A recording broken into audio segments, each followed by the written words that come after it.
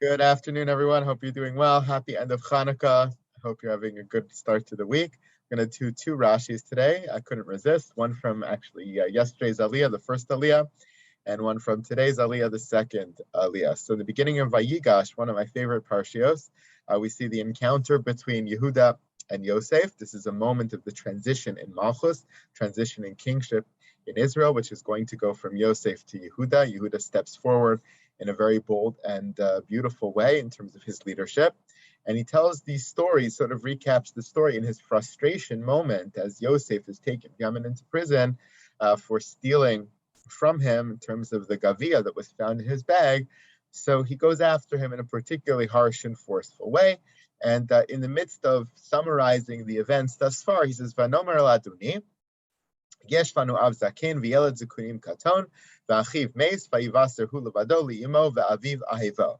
So he says, recapping the story, we said to our master, you, Yosef, meaning the Mishnah Lamelech, doesn't know it's Yosef yet, but we said to you that we have an Av Zaken, we have an older father, and Yeled Zukunim Katan, and a brother was born in his old age. That was the reference to Binyamin. When Yosef first encountered his brothers, he asked them where they're from, and do they have a father, and this and that, and the details of the family.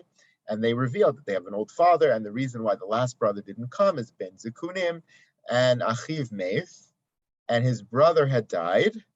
And Binyamin was the last that was left of that mother to his father, and therefore they don't want to take him away because that would have caused detrimental pain to their father. So V'achiv Meis, he mentions here that the brother of Binyamin, meaning Yosef, had died. So why did he say that here? Mipnei hayira hayamotzi sheker mipiv. Because of fear, falsehood left his mouth. Amar, he says, Im omer lo shu kayam, yomer li havi'uhu etzli. If I would say he's still alive, but we don't know where he is, right? That would cast more suspicion on our story. Wait a second, you have another brother? You don't know where he is? Where is he? Who is he? Why is he? Bring him to see me. If the first time they said, okay, we're all here except one brother who's still left in Canaan, Binyamin, right? The reaction of the Mishnah Lamelech, of the vizier, of the king, was, okay, you want to prove you're not spies, so bring me the last brother that you're referring to. So now he's afraid if he would reveal that their other brother, meaning Yosef, sorry, this is sort of confusing, if they revealed that he was still alive, or, they would ask that this man, the Mishnah Lamelech, would ask to bring him here, and they wouldn't be able to produce him, which would cast more suspicion on them. Or if they said, well, we're not really sure, is he alive, isn't he alive? You say, wait a second, how did that happen? What do you mean you don't know where he is? What did you do to him? What's the story? It would cast more and more layers of suspicion. So Yehuda cuts it all off, and he just lies. He says, Achiv Meis, the brother of Binyamin is dead, and therefore our father is very vulnerable. If we take Binyamin away, who knows what will happen to our father? That's how Yehuda recaps the story. Now we're beyond that point, of course. They brought Binyamin. Binyamin is now here, and he's trying to take him away. And Yehuda says, don't take him away. We told you already once. Our father is so attached to this kid. He's a Ben Zekunim, and his brother died. And if we leave him here, what's going to happen to our father? He's recapping that whole event, and he lies. But the point here, which I find really interesting, is what Rashi says, Mipnei hayira hayamotzi sheker mipiv. Out of fear, Yehuda uttered a falsehood. He told a lie over here. I think it points to a very interesting piece of our personalities as human beings. Fear can make us do all kinds of things.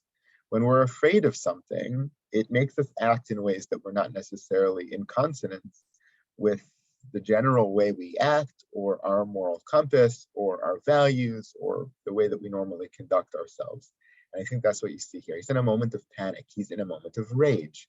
This is a moment where he's overtaken by emotion. In that emotional moment, he lies, which is not necessarily in the character of Yehuda. I'm not so concerned about the lying here. There's a whole, sheer to when it's okay to lie. And is it a white lie? Is it not a white lie? Is it an overt lie? Is it a lie, lying by omission?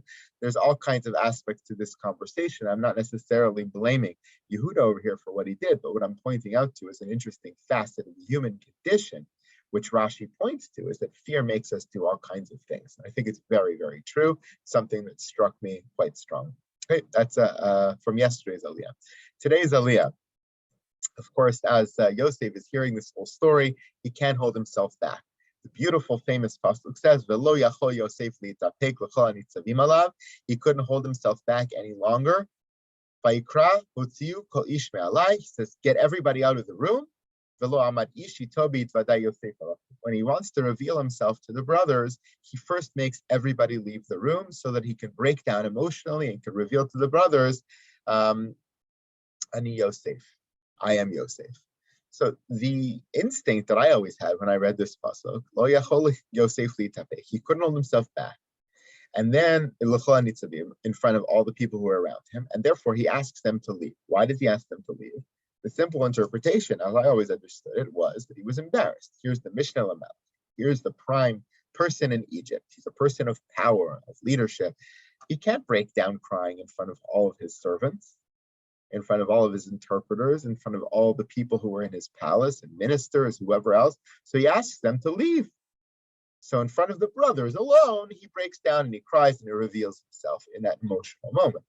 But that he couldn't reveal his emotions in front of the Egyptians. That's how I always understood it. But Rashi says something else here, which is so interesting. Rashi says, Lo yachol lisbol shehayihu hamitzrim nitzavim alav v'shomim she'achi mispaishim b'hodio lahem. What he couldn't stomach is not him breaking down. It's not his vulnerability that he was worried about the other Egyptians seeing. He was worried about embarrassing his brothers in front of the Egyptians, in front of anybody else.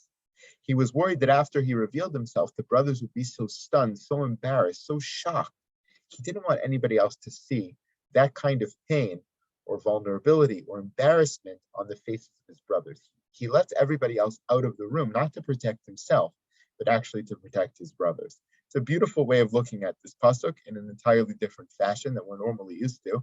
And I think it sheds a lot of light in terms of Yosef's morality and his values, but also his relationship with his brothers. And he, after everything they had been through, after everything he had been through, he still was going out of his way to protect them in every way possible. Thank you so much, everybody. Have a great day. Happy rest of Hanukkah. Thank you, you too, everybody. Thank you, Rabbi. Thank you, Rabbi. Thank you, Rabbi. Chag Sameach. You too. Be well.